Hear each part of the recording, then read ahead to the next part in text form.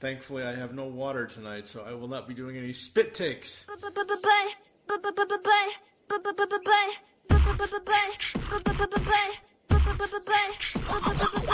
candy in me. There is no candy in me. I am just a little boy. There is no candy in me. Your mother is blindfolded so she cannot see. She attacked me with a bat. There is no candy in me.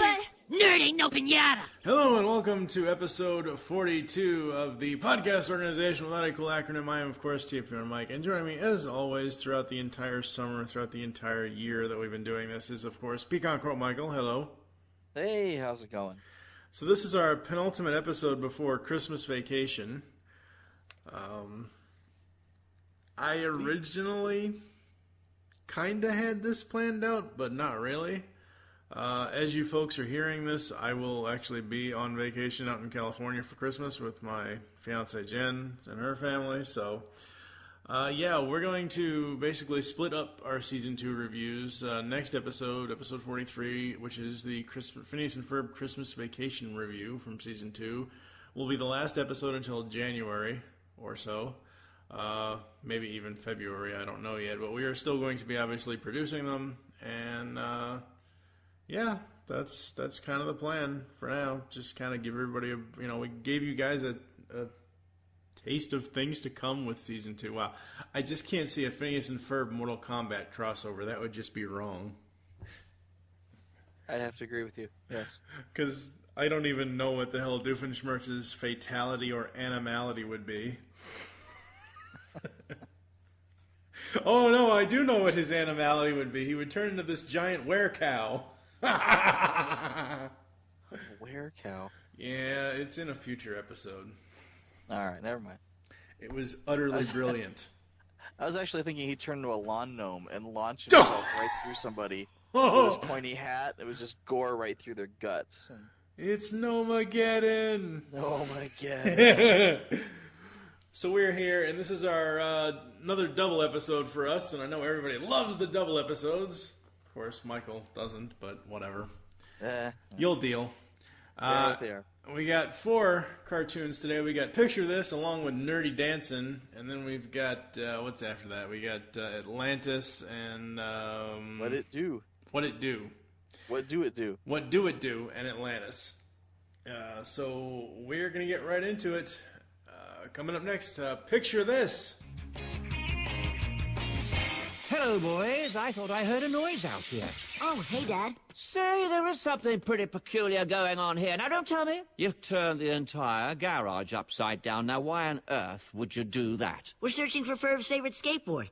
Dear, are you aware the boys have turned the garage upside down looking for Ferb's skateboard? As long as they clean up after. Oh, righto. Oh, just a minute. Does that skateboard have a Union Jack on the bottom? That's the one. Turn the thing the right side up and come in the house. I believe I've solved your mystery. You heard him, Ferb. Let's turn it over.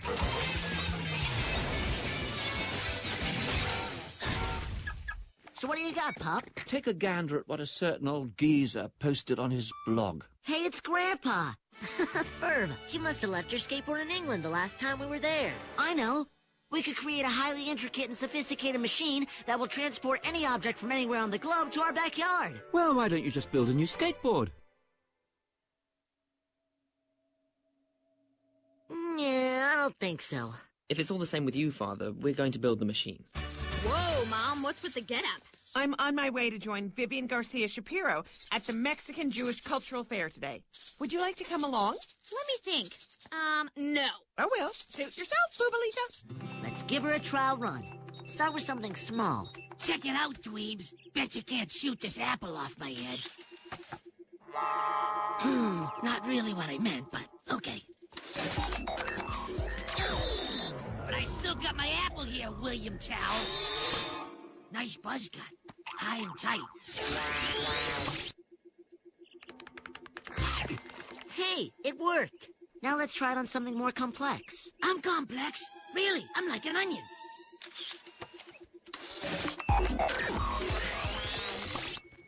Whoa, it's like there's thousands of you guys. Oops, I forgot to install the fly filter. Better try that again. Sorry, Buford. Are you all right? I have a weird craving for something stinky. He's all right. Okay, Ferb. Let's get that skateboard before Grandpa breaks his neck.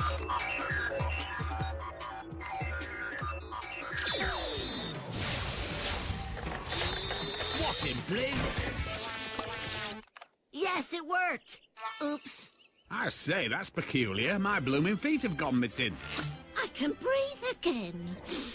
I smell lupins. Better send his feet back. They're back! Egad, they're facing behind me! I say, I could get the hang of this. Now I can finally see where I've been.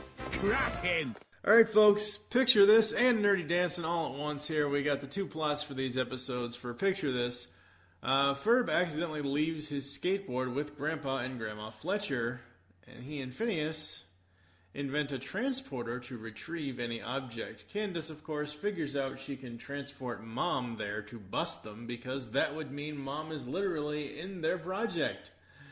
Meanwhile, Dr. Doofenshmirtz tries to rid the world of mimes by trapping them in an invisible box. In an actual invisible box.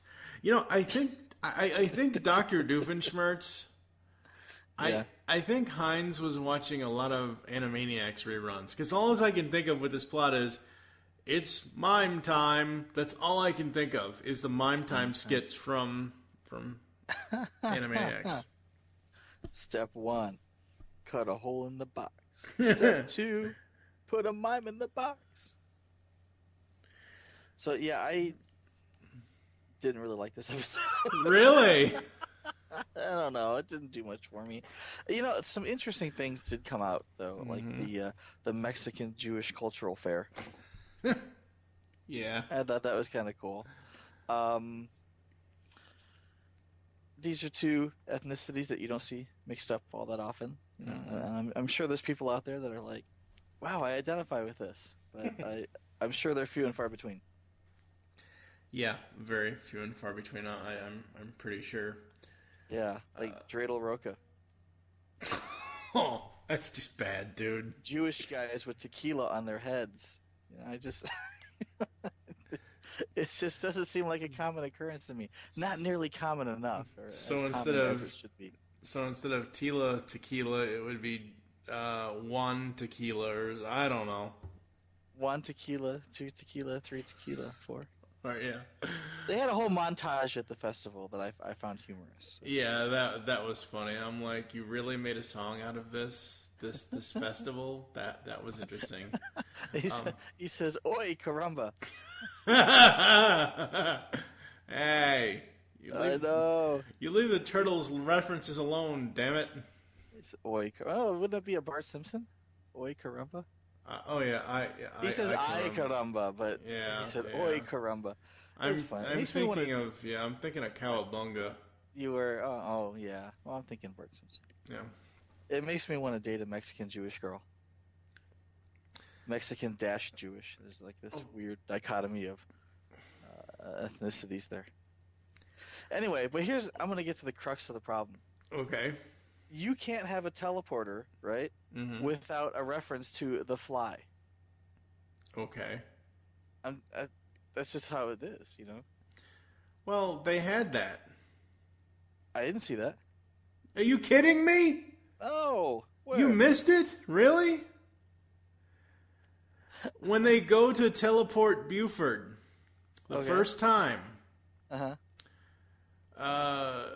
he comes back as a fly head. It's him, but his head he's got bug eyes. And he goes, "Oh, you guys, there's so many of you guys." And Phineas goes, "Oops, so many of you guys." And Phineas goes, "Oops, I forgot to put in the fly filter." Okay, all right, wait. I misread that. What I meant to say was, you can't have a teleporter without a fly reference. Because it happened. Oh. Okay. I'm just reading my notes, man. It's been a while since I saw this episode. Wow. You know, you're supposed to watch it right before. I watched the other two, but we split them up. That's why. Yeah. Anyway, moving right along. Oh Lord. I mean, I know you're not too big on this episode, but I love the idea of a photo transporter. Basically, you take a picture of anything and you can just bring that one thing to you. Wouldn't that be more like a replicator? No, it's not a replicator because it's transporting that thing or that person or that object.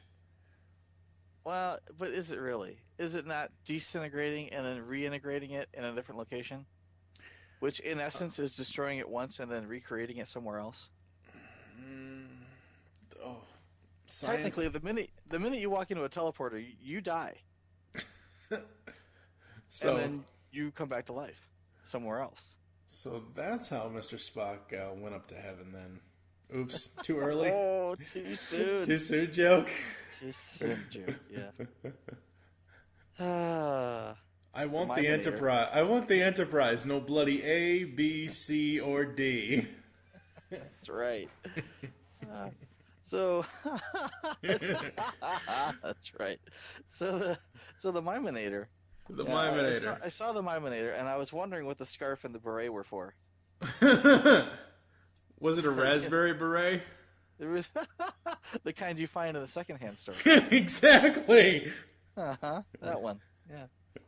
That's but the definition of evil here being mimes in invisible boxes. This is possibly the first time Doofenshmirtz has actually been evil in a long time. Well, the guy was making lip service to the evil, right? Yeah. Well, the guy was making fun of him. Yeah, he had it coming. Them mimes, man, they all had it coming, but still evil. So, wait. So we have racism against other races. What would it be for mimes? Would it be mimeism? Is there a race of mimes? I don't know. I have no... As far as I know, mime isn't a race. It's just a very, very, very poor career choice. Yeah, you think? Oh, Lord. So here's a weird twist. Mm-hmm. Instead of the boy's invention disappearing, the innator disappears. Right. And the self-destruct takes out both devices. Yeah. Yeah, that's what happened. Yeah. I'm just stating a fact. Oh, no. Well, yeah, I'm... No humorous anecdote. It's just what happened. Yeah, I'm just waiting for the punchline over here, folks. Because sometimes Michael's punchlines hurt. I punch hard. No, okay, but... No. Good. Go ahead. Well, the thing of it is we always talk about, and we've talked about this for the whole first season, and to this point in the second season here, how the A story and the B story fishtail into each other. Right. And this is the way that it fishtailed. You had Perry hitting the self-destruct button. You had the photo transporter somehow getting Perry had a photo of the thing because Major Monogram gave it to him. It somehow ended up in the photo transporter, which brought the innator to the boys, and then because the self-destruct button had already been pressed, that's poof, that's how you get rid of everything. So it's kind of a fishy, wobbling fishtail? I don't know. It didn't... kind of a fishtail on its head. Yeah, it didn't really swerve right, but in the end, I don't mind it because it still worked. Yeah. It's like a fishtail that zigged when it should have zagged. Yeah, exactly, because even Doofenshmirtz says something about, oh, well, that's just great. When it disappears. Or something. So, yeah, my favorite part yes. of this episode was at the end with the butt wrap. Butt. Oh, no. Butt. And there's no candy in me. Yeah, no candy that's the best part about this. The best part of the whole episode. Nerd ain't no piñata. There's no candy in me. Oh, it was funny. Oh, that was the highlight of the episode. Yes, it was. Buford and Baljeet really stole the episode with that. Yeah. That was awesome. That was a great line. It's like at the end of the episode, someone's saying, "Man, we got to put something on the end to really bring this episode together, so people will actually plan to watch it again sometime." Mm-hmm. But since I don't, I'm gonna have to give this one a solid 2. Really? Yeah. I don't know. It's below par. I would have given it. I probably would have given it a 1.5 if it weren't for Mexican Jewish girls and the Yeah, nerd ain't no pinata. Nerd ain't no pinata. I gotta That's give gonna it be my next tattoo. I'm gonna have a band named that. Nerd ain't no pinata. Oh, God. I gotta give it a 3.5. I really enjoyed it. What yeah, exactly did you enjoy about this? It gives you 3.5. well, it's average. Vanessa was not in this. Yeah, I know. Well, if Vanessa had been in this, it would have been a 4.5. Okay. I mean, here's the thing. You got, well, like you said, you got the song, you got all that stuff, you got the mime thing. And again, for me, the mime thing, I'm like, oh, hey, it's an Animaniacs reference, even though it's probably not. But that's what I got out of the whole mime plot. And That's then, what it'll say in the wiki. I don't know. I'm not looking at it right now. Stretch, wiki, stretch. Oh, there's that reference. Are you quite done yet? What have I I'm told done. you? I What have I know. told you the last 41 days? You leave the Phineas and Ferb Wikia alone. Regular Wikipedia.org, fine. Just saying they stretch a bit for their references, you know? I'm just Those saying. people over at the Phineas and Ferb Wikia, they do a lot of good, hard work, damn it. I'm sure they do. That's what she said. But yeah. But 3.5, like I said, it's average on the point of being good, and what put it at that half point for me was the rap at the end with the nerd ain't no pinata. That's awesome. I could hear Buford say that over and over and over again, and not, not get tired of laughing at it.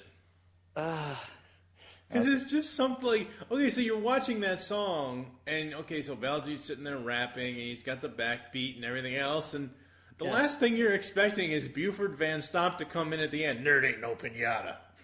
That's the last thing you're expecting. It's almost like they were all in a room, kind of doing a group voice session, and he just stepped in and said, "Nerd ain't no pinata."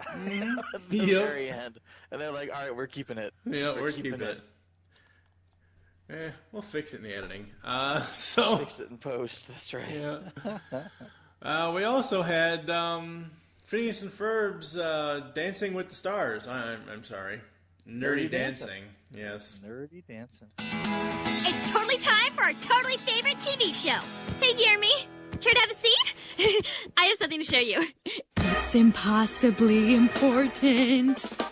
Ooh, it's starting. Shh. Oh, yeah! Everybody get up, time to shimmy and shake. Stomp and twist till your ankles break. Jumping all around like a pogo stick. Let's all dance until we're sick. Let's all dance until we're sick. So nerdy dancing is basically a combination of Dirty Dancing and ABC's Dancing with the Stars, essentially. Dancing with the Stars. See, I thought it was more like Soul Train. No. They all have to dance until they can't dance anymore? Yeah. Well, okay, but... Okay, I see your point, but at the same time, it's like Dancing with the Stars has been on a hell of a lot more recently and a hell of a lot longer at this point than Soul Train ever was. I see you read the wiki. No, I'm not even looking at... Stretch. How is that a stretch?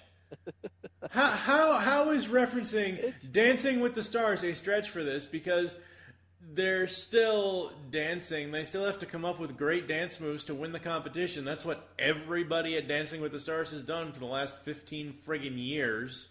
It's been 15 years, really? Yeah. They're on 15 seasons? I think so, yeah. I don't watch this show, so I've never been a fan. And the fact is that the only reason I know what Soul Train is because it used to come on after Saturday morning cartoons when I was little. Oh, Lord. Yeah. I was always aggravated. That's when you know the cartoons were over. Yeah. Soul Train would come on. Soul Train! And I was like, crap. So, anyway, moving right along. Yes. Let's all dance until we're sick. Yes. Let's do that then. Let's all dance until we're sick. Candace, no, Jeremy it's got a dance contest. No, yeah. what? No, go ahead. No. It's got You're gonna sing it? That's no. It's had a hell of a lot more than 15 seasons. It's had 23 seasons. Wow, and I've never seen it. Apparently not. Holy cow! Well, Yep. I got too much sci-fi to watch on TV, man. I can't. Yeah. Can't go watching people dancing. Too much sea feet, too much anacondas and sharks and NATOs and whatever else. Absolutely. All right, so Candace invites Jeremy to enter the dance contest. We're all going to dance till we're sick. And Jeremy... But he needs help. Yeah, goes to Phineas and Ferb, and apparently Ferb is, a world champion dancer. They then create this animatronic skeleton. Tron Ferb. Yeah, Tron. Wouldn't that be Fron? No, it's Tron. He's got a Tron jumpsuit. Right, but I'm saying that wouldn't that be Fron? Ferb and Tron, Fron? I don't know. No, it wouldn't. It's Tron Ferb. Tron Ferb. Okay. Ferbtron. The Ferbtron 6500. Ferb can moonwalk up a tree. Yes, he can. So, if anyone's going to teach you how to dance, it's got to be Ferb. Yeah. Ferb can moonwalk better than Michael Jackson. Oops.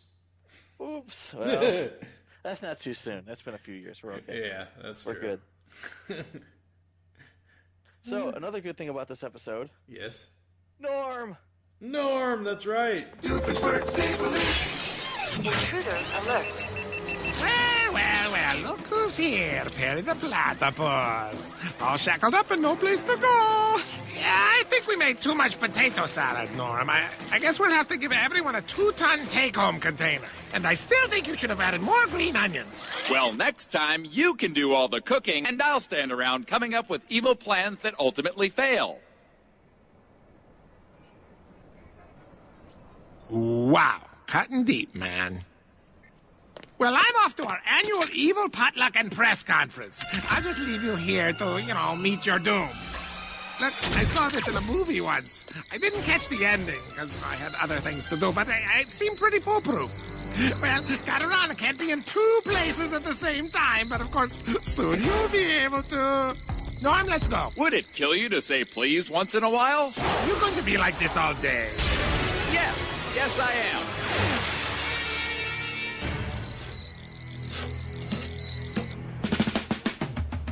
We are so going to win this thing, Jeremy. We are going to win! Dancers, your dance floor awaits. Our dancers will boogie until they get axed by the judges. If your light goes out, your time is up. Now let the dancing begin! Ready? All right, Hines, where's the press? Patience, Dr. Blood Pudding. They'll be here. When have I ever let you guys down? Far too often, Doofenshmirtz. Far too often. Rodney, I don't remember inviting you. I told you. I prefer you use my full name. Alois Everhard Elizabeth Otto Wolfgang Hypatia Gunther Galen Gary Cooper von Rodenstein. Anyway, today is the day we reveal to the tri-state area the existence of the League of Villainous Evildoers Maniacally United for Frightening Investments in Naughtiness. You want us to be called Love Muffin? Oh, good grief, it doesn't matter what we're called. What's important is that we get our evil message out to the people of the tri-state area. How are we going to do that with no TV cameras or no press of any kind? They'll be here. Clearly the buffet alone will bring them. Yummy, yummy potato salad. And we do seem to have a surplus of that. Did you expect everyone to lug home 2-ton take-home bags? No. Yes. Shut it, Norm. Whose side are you on anyway? That means this episode gets an automatic 5. Well, no, not necessarily. Oh, come on. Not necessarily. It's got Norm. It's got Norm, but no Vanessa. So, you can't be all things to all people. I like Norm. I like Norm a lot. He says, next time you can do the cooking, and I'll come up with the evil plans that ultimately fail. That made me laugh so hard. Yeah. He's like, oh, Norm, you cut me deep. What did you expect, Hines? For everyone to take a 2-ton take-home bag of potato salad? Yes, he did. Shut it, Norm. What's funny is that you would quote that because this is the first time they've named some of these, other evil scientists. So yeah, Dr. Blood Pudding, Dr. Diminutive. Yep. First announcement of Love Muffin. Yeah, this is the debut of Love Muffin. Muffin, and I forget what the acronym stands for offhand, but I'm sure you'll remind me. I didn't write it down. Yeah, it's League of Evildoers laughing maniacally for investments in naughtiness or something or other. I don't remember off the top of my head. Here we go. You sent me the link with the picture. Facebook saves me. Love Muffin. League of Villainous Evildoers maniacally united for frightening investments in naughtiness. How do you invest in naughtiness? I don't know. I just bought 1,000 shares of naughty. Then you're not getting a visit from Santa Claus. Try to get any coal. Because I've been nothing but bad. I really don't hate Christmas. What did he say? I'm like painfully ambivalent. No, it's like no. At the end, he says, "I have a stiff, burning indifference." Burning indifference. I love that. Yeah, that's awesome. Next episode. Okay, hold on. Yeah. That's Christmas Vacation's next episode. Sorry. Left myself hoarse there. Okay. Now who's doing the spit takes? Well, my water's way over here. I need some water now. Love Muffin tries to hijack the TV show broadcast to announce their new organization. Oh no! And Perry proceeds to straight up murder the evil scientists. Yeah, that's true. The things he was doing there, I don't think they could have lived through that. I don't think he would be a member of Alka after doing half the crap Perry did in this episode. Oh man, he just straight up murdered half these guys. I mean, they come back, granted, but no, I really thought they were going to die. Really thought they were dead. Yeah. I don't know.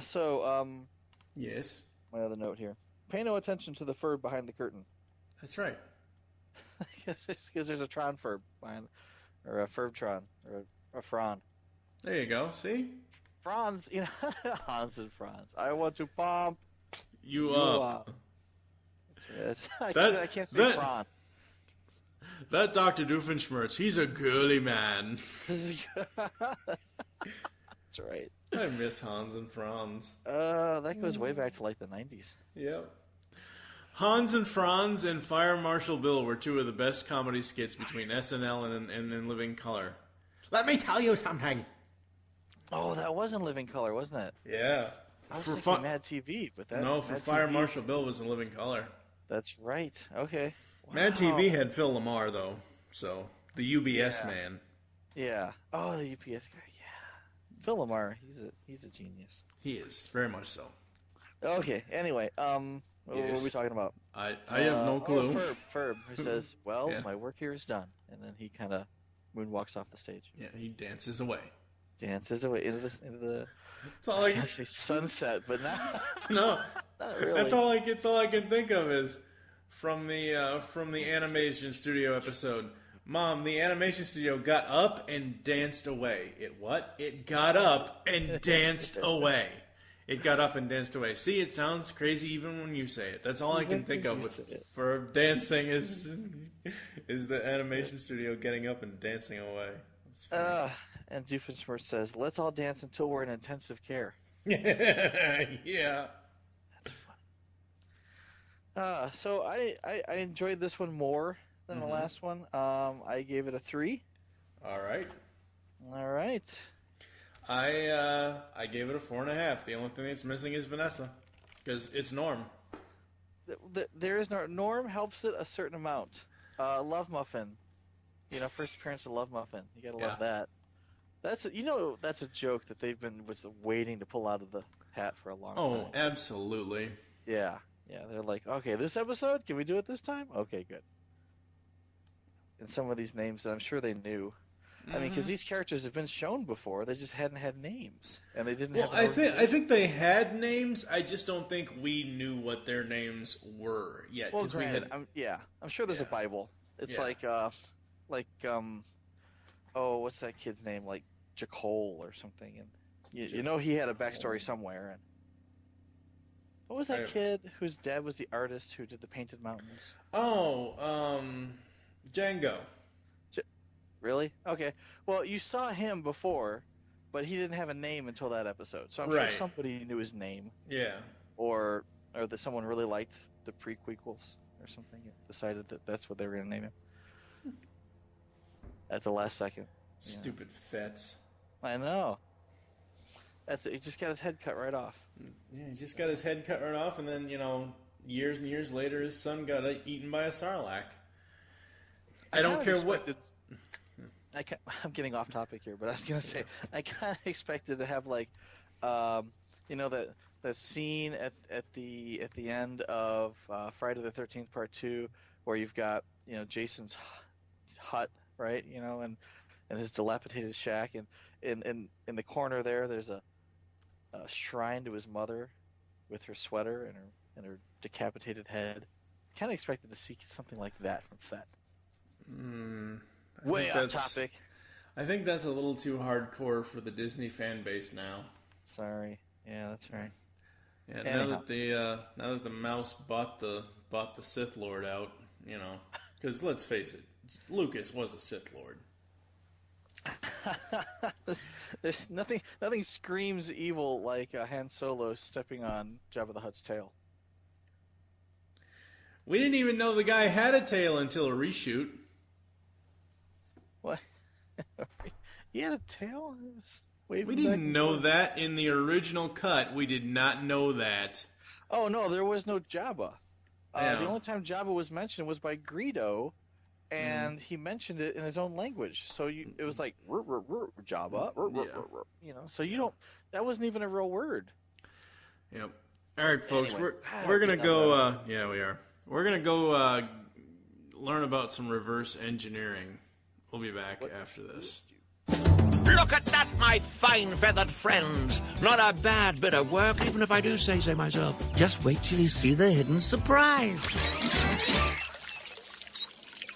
Oh, nothing. Not even a sausage. No matter. Wait until Linda and the kids see it. It'll blow their tiny minds. Well, not their tiny minds, that's not fair. You're watching the Uncovery Channel. We now return to Earth. Many believe that in the 1950s, a UFO crash-landed in Roswell, New Mexico, but the scientists had no idea what the advanced technology was or how it worked. To find out, they used a process called reverse engineering. By closely examining the individual parts, they were able to build their own craft and figure out what it does and how it does what it does. Way to go, reverse engineering! The reverse engineering craze reached its zenith in 1982 when the new wave band Zanzibar released their smash reverse engineering-related hit, What Do It Do? Cool. Hey, where's Perry? Hey, Carl, where's Agent P? Oh, he came in early today, sir. He did? Huh. Well, good for him. Well, I guess we're done. I'm going home. Me too? No, not you.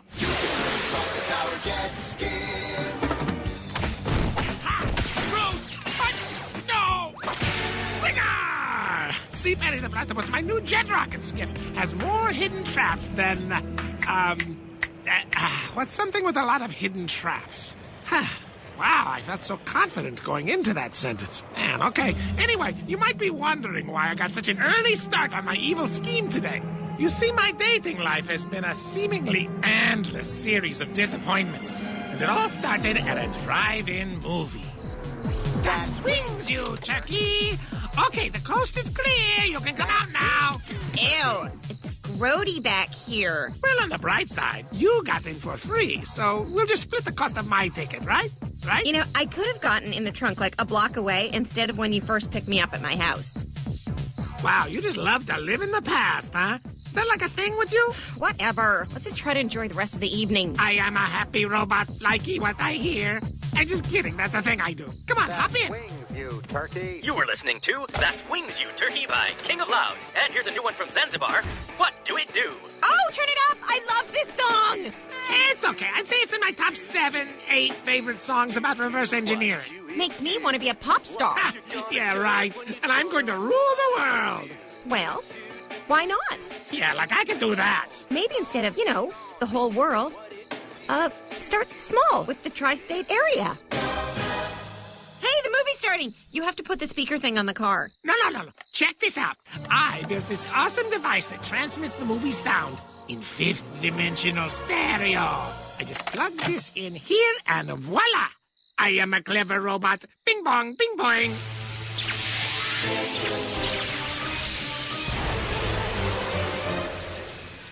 Ha! So, can we hold hands now? Take me home. Fine, get in the bag. And I never saw her again. Oddly enough, she did become a pop star later. I'm still struggling with the whole tri-state area thing, but the dream is alive. Up next, and finally today, we got the last 2 episodes. We got What Do It Do and Atlantis. So for What Do It Do, Doofenshmirtz's latest invention lands in the front yard of the Flynn Fletcher household. Phineas and Ferb, Candace, and Linda try to find out what it does. When Lawrence won't believe Linda about the invention, Candace decides to use him in a way to show Linda Phineas and Ferb's reverse-engineered creation. Dun, dun, dun. So this episode has one major plot point in it that kind of shocked a lot of people, I would assume. The fact that Dr. Doofenshmirtz went on a date with Lindana. So before she was Lindana, I mean, it's funny because the quote was, she said something like, "It makes me want to be a pop star." Yeah. And he's like, "Wow, what did she say?" The conversation somehow turned toward not taking over the world, but just taking over the tri-state area. Yeah, she gave him the idea to take over the tri-state area. Yeah. So and this is why a lot of Phineas and Ferb conspiracy theorists out there believe that if we had never seen that one date, this is why a lot of Phineas and Ferb conspiracy theorists believe that Phineas is actually Dr. Doofenshmirtz's kid. What? That's so wrong. So terrible. Because, seriously, they never, and we've never really brought this up, and I'm glad we didn't until now, but really, seriously, they never bring up at all who his real father, Candace and Phineas's real father is. They just say that it's Lawrence, but it's obviously not, seeing as how they did a Brady Bunch type of thing there. Right. And oh my God, right before this episode, right before we recorded this, I just watched, because they just added the Brady Bunch to Hulu because of Florence Henderson's passing. May she rest in peace. Oh. So they added the entire Brady Bunch series to Hulu. I just watched the first episode, and God knows how long. Oh my God. What? That show. What was wrong with it? There's nothing wrong with it, but it's just not what I do not remember the first episode being their wedding. I thought they were already married when the series started. I don't think I've ever seen the first episode. Well, it's on Hulu Plus. Anyway, so Doofenshmirtz wants to create an anti-romance rocket. What is this thing supposed to do? It's anti-romance. You know what's funny? It's when I think of romance, I think of giant mechanical phalluses. And what could be more anti-romance than a giant mechanical phallus with a huge claw?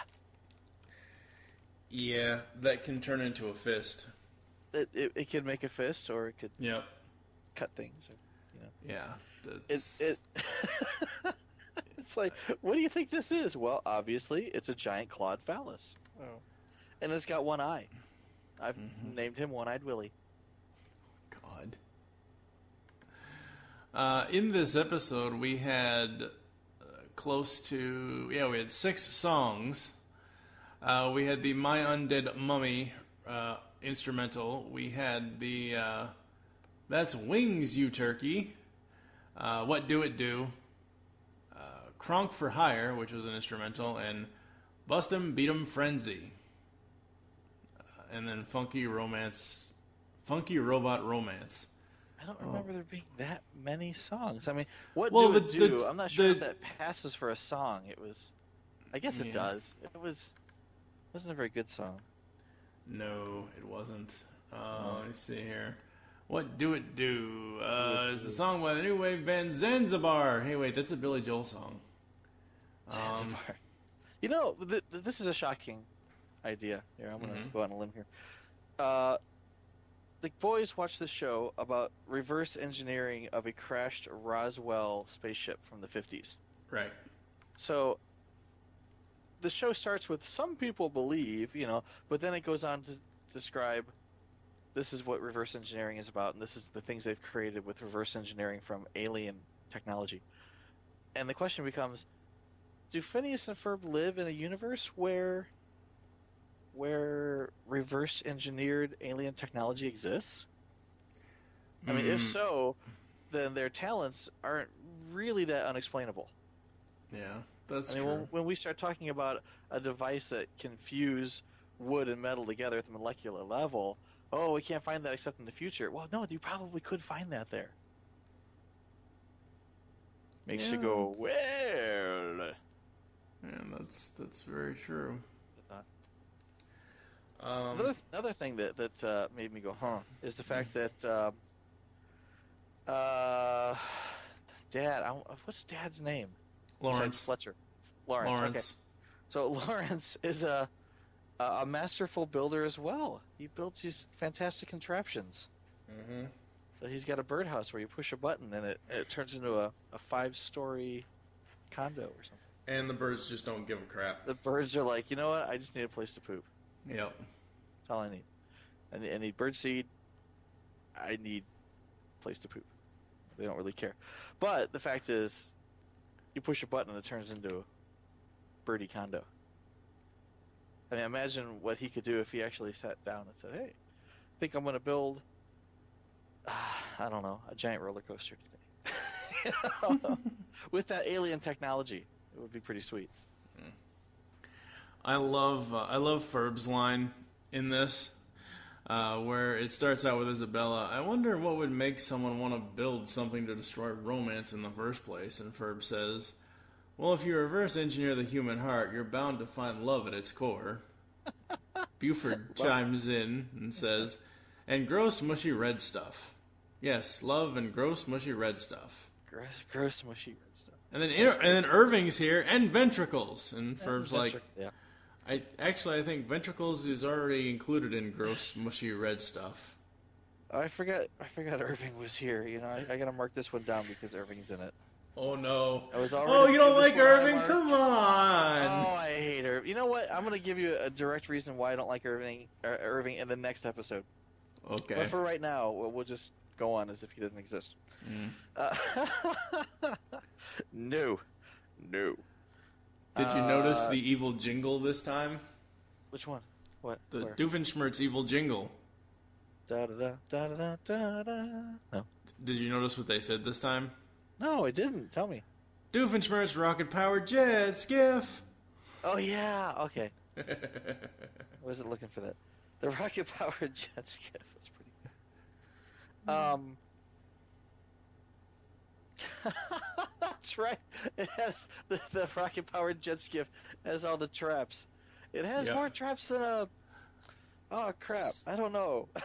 Something that has more traps than something. It's a golf course. A golf course has a lot of traps in it. Yeah. I laughed so hard. I thought that was the funniest damn thing.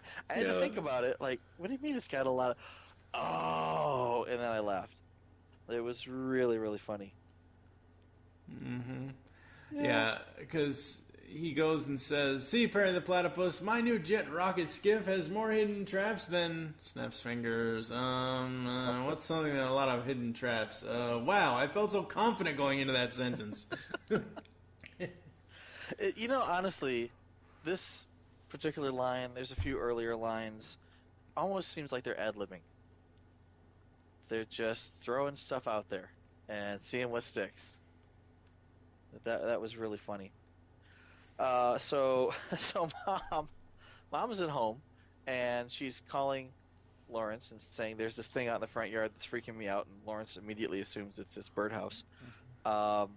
He says, don't touch the red button, and then there's this giant metal phallus in the front yard with a giant red button on it.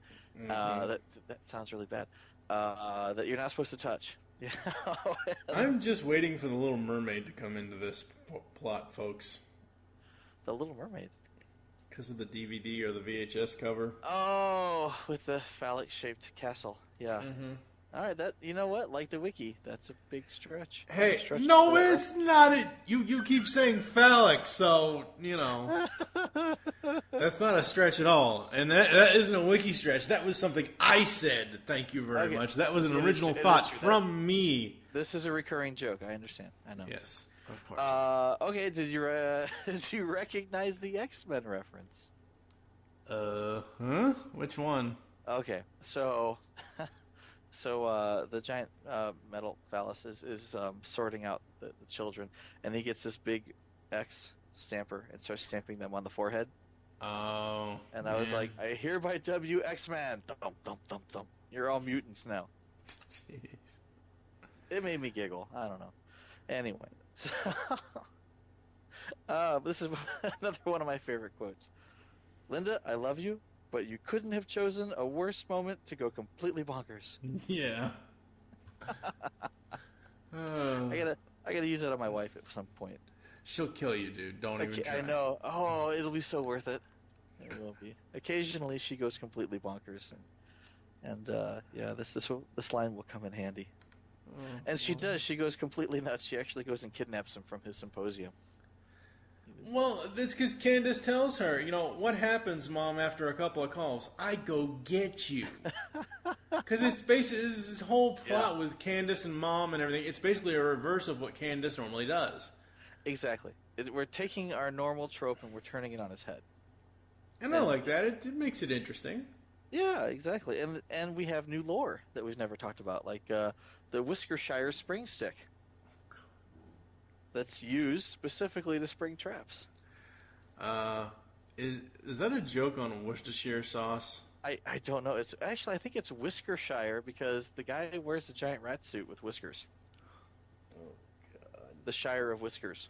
Well, they say Whiskershire or Whiskershire. So, and I've always known, being from Massachusetts, anyone saying Worcester or Worcestershire. Whatever. I don't know how to pronounce that either. Yeah. We just call it horsey sauce, right? Ew. That doesn't sound I don't want a horse jizz on my burger. Yeah, alright, wow. Now we've gone blue. Yes. Blue light special here on the Phineas and Ferb show. I'm going to turn this back around. Okay, let's hope. Perry uses the Whiskershire Springstick to defuse the golf course. Yeah, he does. Because what else has a lot of traps in it? A golf course. He uses that to defuse the golf course. If I got to explain the joke, it's not funny. Right? No, I got it. All right. Oh, irony. 2 anti-romance robots falling in love. That's what I call ironing. Ironing. No, Buford, he says, that's what I call ironing. He said ironing, not irony. Irony. Oh, irony? No, Buford, no. Okay, so 2 anti-romance rockets finding romance. That's what I call ironing. He said ironing. He did not say irony. I was almost positive he said irony. I don't think so. No, maybe your hearing's better than mine. I'm not sure. You're younger. Better hearing. Oh, please. I'm not that much younger than you. I'm only 7 years younger than you. I'm still old. Oh, seriously? Yipes. All right. I thought I had like 10 years on you. Oh, hell no. I was not born in 83. This was a... Oh, that's right, because Transformers would have only been around for 1 year. So I'm going to give this one a 4, because it was a lot of fun. I enjoyed it. I liked the rocket-powered skiff. I liked the fact that Caroline Ray is stuck in the position that Candace is normally in. Mm-hmm. Linda could not remember Mom's name. But Linda was stuck in the same position that she's in, and the recognition dawning on her is just like, oh, I see now. And yet, you go another episode in, and well, maybe not another episode, and yet going forward, she completely forgets what she's learned here. Yeah, it's because they have to stick to formula. I get it, but at the same, you got to stick to the trope. But at the same time, I like the way that they subverted the trope for this episode. Absolutely. Yeah. So 4. Yeah, this one for me is also a 4. I really did enjoy it. I thought it was great. I still think that there's more to this whole Linda Doofenshmirtz, even though they only went on one date. Ew, it's grody back here. Well, you gotta think. What is the shape of Doofenshmirtz's head versus the shape of Phineas's head? They're both kind of triangle-ish. Triangle-y, huh? Yeah. Yeah. Yeah. See? I don't want to think too hard about this. I know, right? Yeah. All right, let's head to Atlantis so we can find the Titanic and the Tomb of Poseidon. Apparently, yeah. There's a lot of those down there. Yes, there is. They sell them as tchotchkes. Awesome. A nice, relaxing day at the beach. Nothing but the waves, the sun, and peace and quiet. You can drink all Coconut's my favorite flavor. Who wants to play volleyball? I spoke too soon. Oh, Candace, look. There's a sandcastle building contest over there. You used to love those. You should sign up. Yeah! Wait. Why bother? With these two here, there'll be no competition. They'll build a real skyscraper out of sand with a working elevator and window washers and a parking garage with flying cars. They'll totally steal my thunder. Actually, there's something else we may be doing today. With a minimal amount of research, Ferb's found out that the lost city of Atlantis is probably located right off the coast of Danville. Ooh, I hope to finally see a real live seahorse and get my underwater equestrian patch. I'd like to see a shark. I hear they're the toughest fish in the ocean. I got in the car when your mom stopped for gas. I'm just happy to be here. Wow. Ooh, and I brought my camera to take pictures of all the action. Guess we know what we're doing today. Hey, where's Perry? Thank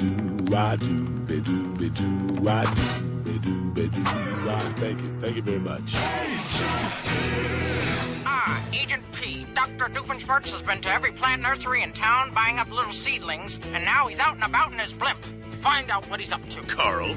Oh, sir?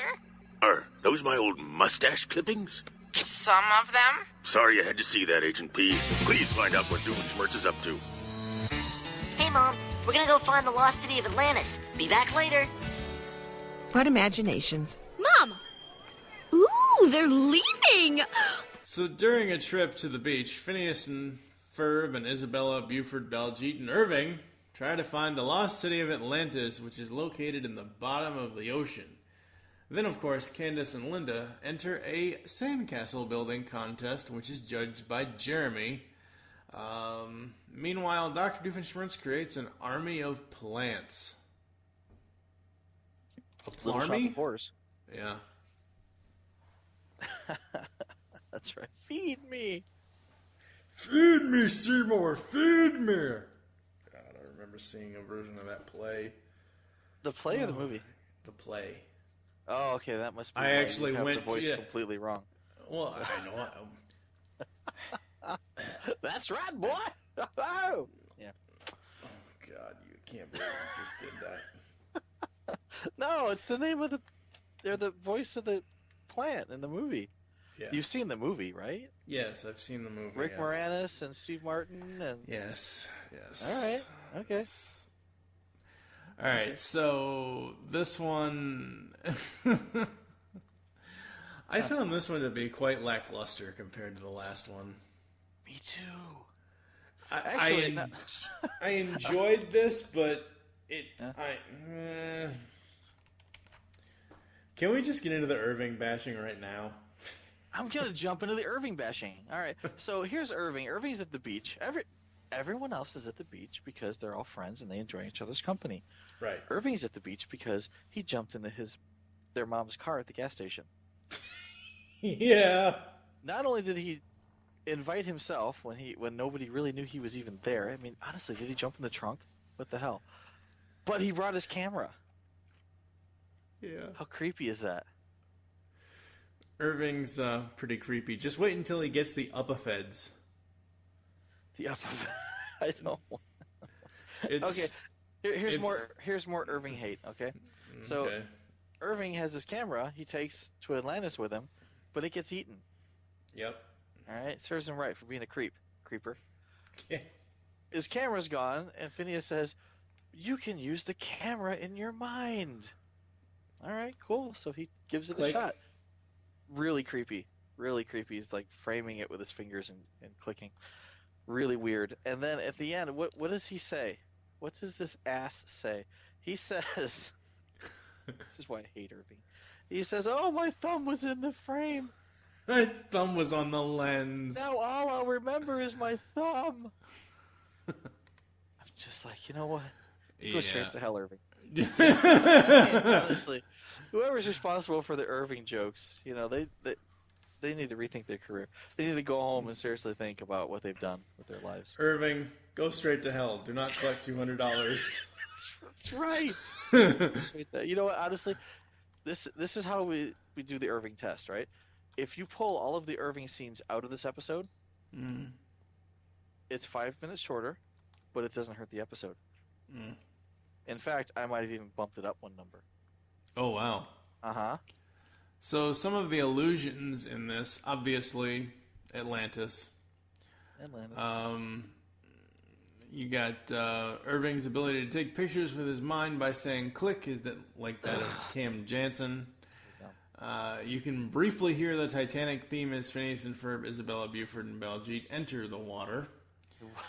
They walk by the Atlantis. So, which is funny because they walk by, like the Titanic, which shouldn't be there, right?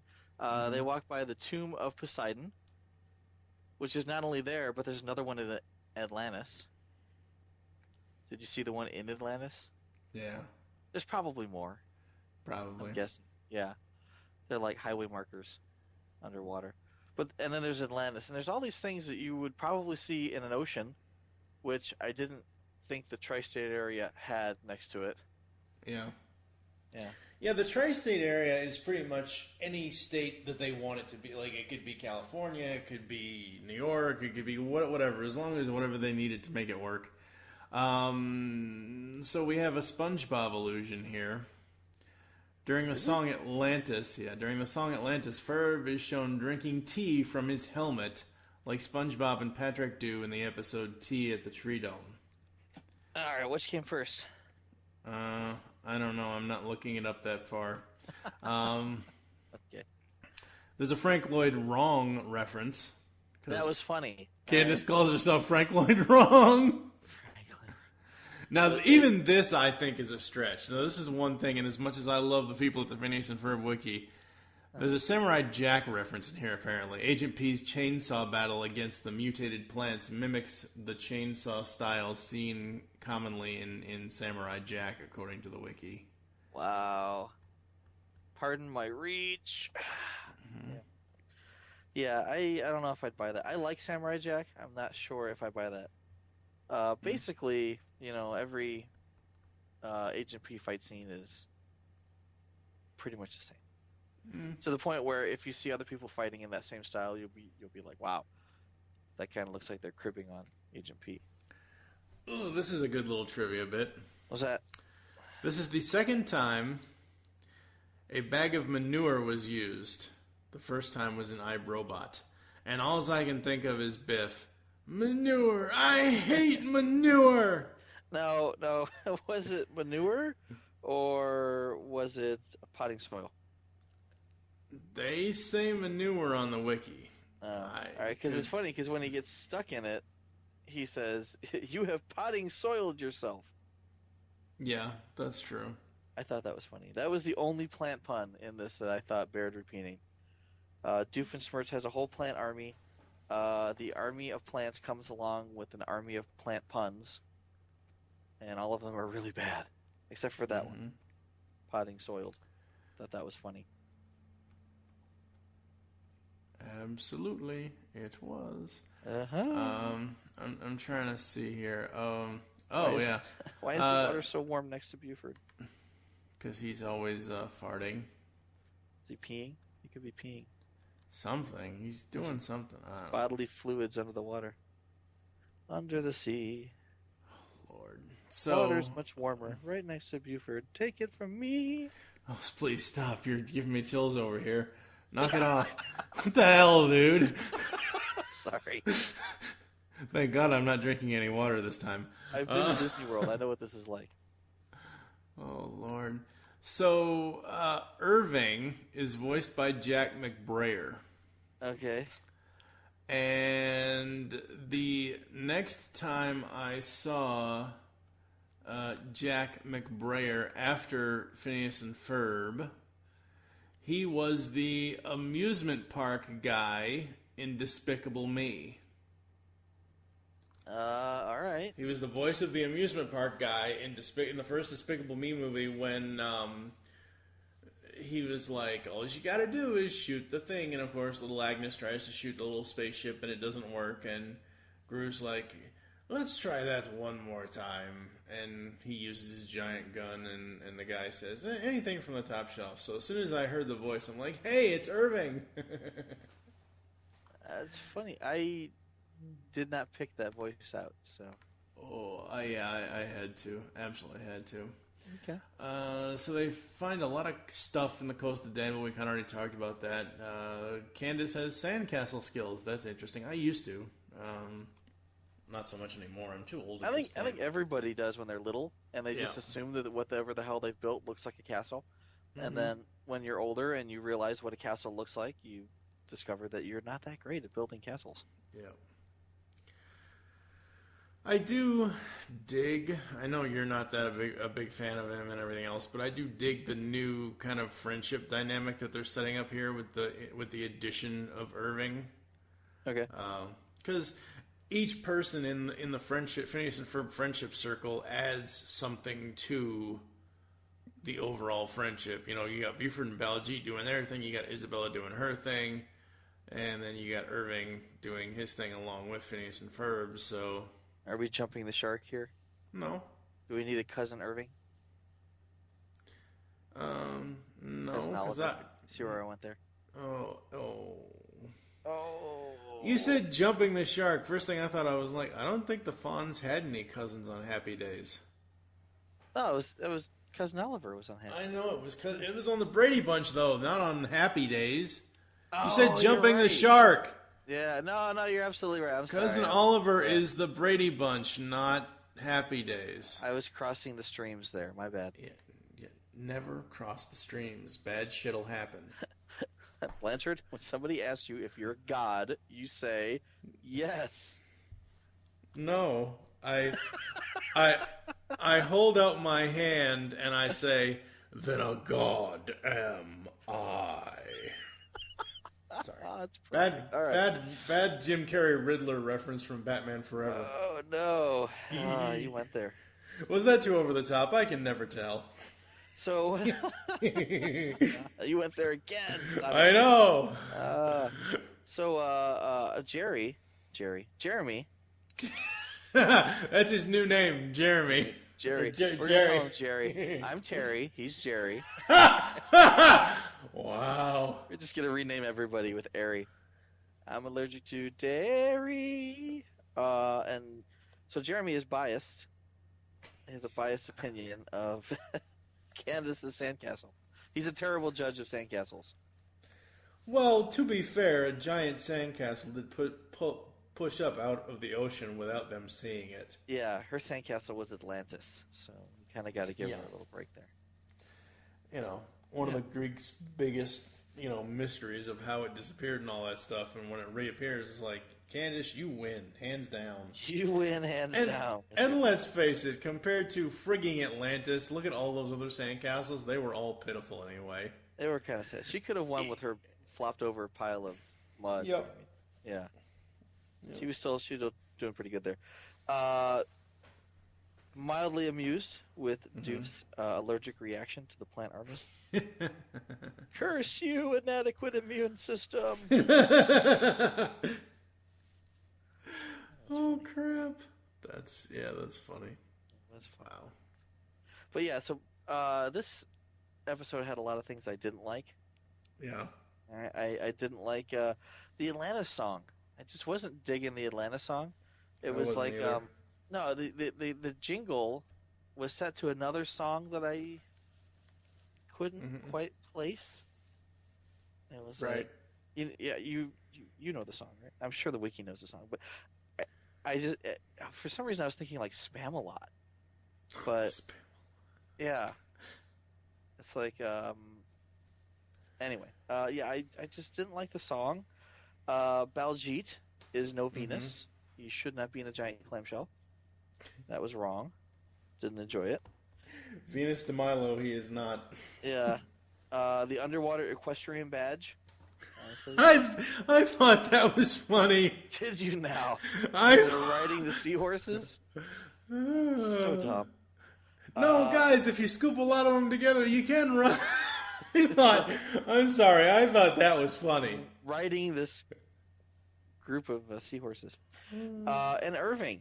I don't like Irving. So yeah. I mean, the only thing I really enjoyed in this is the you have potting soiled yourself. I'm still going to use that next time we're in the garden. It'll be months. It'll probably be about like May or something. But when we crack open the garden again, someone is potting soiled themselves. Oh my god. There you go. So I'm giving it a 2. You know, the sad thing is I'm right there with you because, number one, no Norm, no Vanessa. Number two... We can't discount episodes just based on the fact that there's no Norm or no Vanessa. But the hell we can't. I will dock this one from a 3 down to a 2 because Irving's in it. Irving has his moments later. I mean, I know Does he really? Well, he's had a couple of moments already, you know. Really? Where, well, yeah, he's had at least one. I'm not trusting your opinion anymore. Oh, come on now. He's had at least one good moment when Baljeet and, you know, I had to survive in that episode where Buford's like, come on, fanboy, you want to live forever? Is that an option?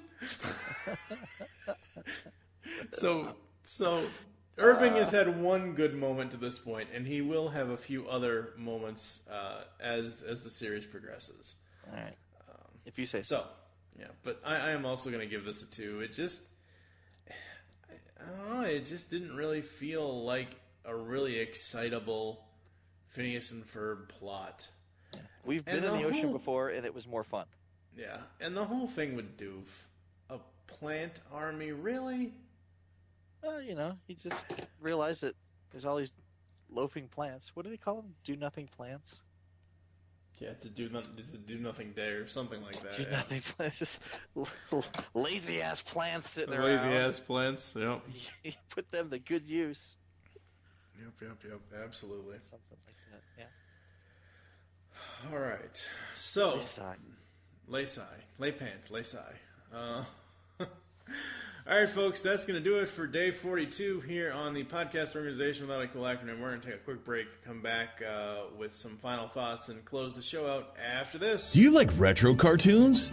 Then Saturday Morning Rewind is the podcast for you. Join them each month as they talk about classic cartoons and interview legendary voice actors like Jim Cummings. I am the terror that flaps in the night. Corey Burton. Sometimes toys can be so flighty. Rob Paulson. Sure, Blaine, but how are we going to find chaps our size? Nancy Cartwright, and many more. Eat my shorts. So grab a bowl of Lucky Charms. They're magically delicious. Put on your hammer pants. Go to SaturdayMorningRewind.com. And be prepared to feel like a kid again. Once again, that's SaturdayMorningRewind.com. Saturday Morning Rewind was voted best podcast ever by its host, Tim Nidell. So it's gotta be good. All right, folks, we're back here on day 42. Tomorrow, as I said, we're going to take a couple of days off. We ran from day 28 to here to day 42, and we're going to take about a week or so off, and then day 43, which is Phineas and Ferb's Christmas Vacation, will actually air on Christmas Eve this year, so there's that. Nice timing. Yes, of course. That's kind of the whole point. So there's that. And then at some point when I get back from vacation, I come back January 6th of next year, we'll start production on the rest of Season 2 and Season 3 and Season 4, and they'll air somewhere between March and August of next year. And at that time, when we come back for episode 44... we can start saying, hey, we're celebrating 10 years of Phineas and Ferb, because next year is the 10-year anniversary of when the show debuted on Disney Channel. Cool. Absolutely. Anything you want to say before we get the Ferb out of here? I will say I'm kind of looking forward to the Christmas episode. Aren't we all? So just watched that with my boys, and they really enjoyed it. Have you shown them the Phineas and Ferb Family Christmas episode? The Family Christmas. Yeah, it's a second one they did where they invited Kelly Clarkson on there. No, I don't think I've seen that one. That doesn't sound familiar. Yeah, I think that's in like season 3 or season 4 somewhere. I think. I forget.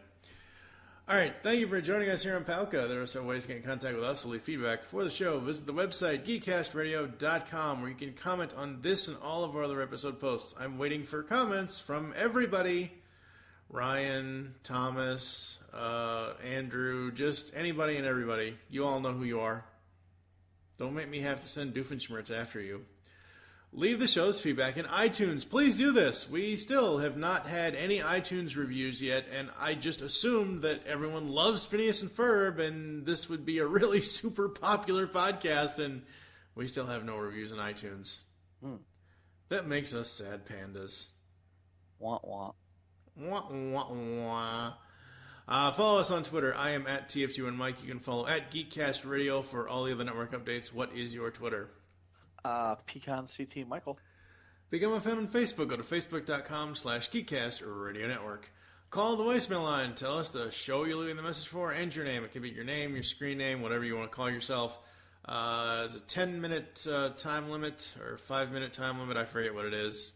I know some people have tried calling and leaving really long voicemail messages, and it just cuts them off after a certain amount of time. The number is 502-526-5821. We hope you enjoyed this episode of Palca and wish you'll join us next time when we will be giving you our thoughts on Phineas and Ferb's Christmas Vacation. For now, I am TFU and Mike with Michael Wilson. Thank you for listening. Until next time. Oi, caramba. Nerd ain't no pinata.